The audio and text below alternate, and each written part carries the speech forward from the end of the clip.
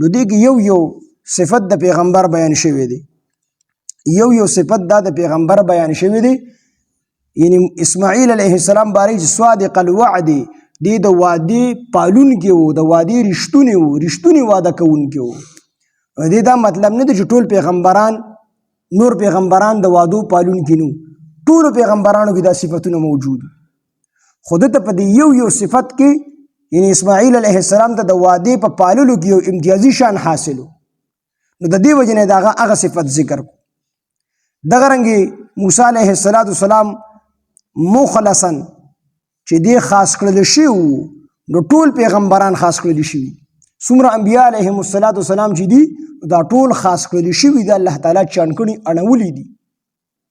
خود ته په دې کې یو امتیازي شان حاصلو، د دې وجې نه د الله تعالی په دې صفت سره چې کوم دی الله تعالی یاد کو. دې د وعدې پالونکي و چې سره الله سره چې کوم وعده کړو چې زه به ستا دپاره چې کوم دی ذبح کېږم او الله تعالی زه به په هغې باندې صبر کوم، نو هغه وعده یې پوره کړله. او روایتو کې راځي یو کس سره وعده کړې وه 3 ورځو پورې اسماعیل علیه السلام د هغه انتظار کو، هغه کس رانغی. 3 ورځې پس بیا هغه کس راغی، هغه ورته چې تا ته 3 ورځو نه ولاړې وه دلته کې سره مونځ له بدلو خپل عبادت له او واپس بیا هغه ځای ته راتلو. او بعضې روایتو کې دي چې تر 1 کاله پورې د هلته کې ډیوټي کړې وه، 1 کاله پورې. او دغه رنګ رسول الله صلی الله علیه وسلم هغه سره یو کس وعده کړې وه، نبي علیه السلام 3 ورځې مونځ له بدلو بیا به هغه ځای له راتلو. تر 3 ورځو پورې نبي علیه السلام هغه ځای ساتو. 3 ورځې پس هغه کس راغی، نبي علیه السلام ورته چې کله ته واده وکړې نو واده بیا پاله، زه 3 ورځو پورې دلته کې رالم او ستا پته مه وم. هغه کس نه خبره یې رشي وه. او بلکې دا واده نه پالل دا د منافق صفت دی. آیت المنافق 3 د منافق وی 3 نهي دي. نو یو پکې دا چې وإذا وعد اخلف، هر کله چې دی واده کوي د وعدې خلاف ورزي وکړي، نو دا نښه د منافق ته چې د وعدې خلاف ورزي کوي.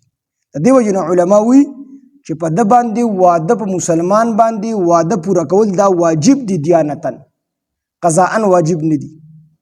لکه څنګه چې حدیث مبارک کې راځي چې دا واده دا یو قرض دی، څنګه چې د قرض ادا کول دا په سړي باندې واجب او فرض دي چې دی به دا قرض ادا کوي، سړي ته به یې ورکوي. نو دقه شانتې دا واده پوره کول دا هم چې کوم دی واجب دي. خو فرق صرف دومره دی چې قرض کو تعالی څوک نه درکوي، ته پې عدالت ته تللی شي، کیس پې کولی شي، قاضي ته پې رپورټ کولی شي چې دې زما قرض نه راکوي. او که چا سره واده خلافي وکړله نو ته بیا قاضي ته رپورټ نشي کولی. نو د دې وجې نه علما وایي چې دیانتن یعنی د الله په نسبت باندې په ده باندې واجب دي، خو قضاءن پې واجب نه دي واده پوره کول. دې قاضي ته رپورټ نشي کولی چې ته ما سره واده کړی د وعدې خلاف ورزي وکړه. غوره کړلی شوي د الله په نسبت باندې دی غوره و. نو خپل کور والو ته ړومبې چې کوم دی د مونځ او د زکات حکم کو. مونږ دپاره هم پکار دی چې خپلو کور والو ته د مونځ او د صلات ذکر کو. پیغمبر به چې کله دعوت شروع کو د خپل کور نه به یې شروع کو. او دې کې حکمت دا و چې کله په کور کې ماحول جوړ شو نو بار به ورته بیا دا کار چې کوم دی آسان. د دې وجې نه لومبی شروع دا به چې کوم دی د خپل کور نه کوله.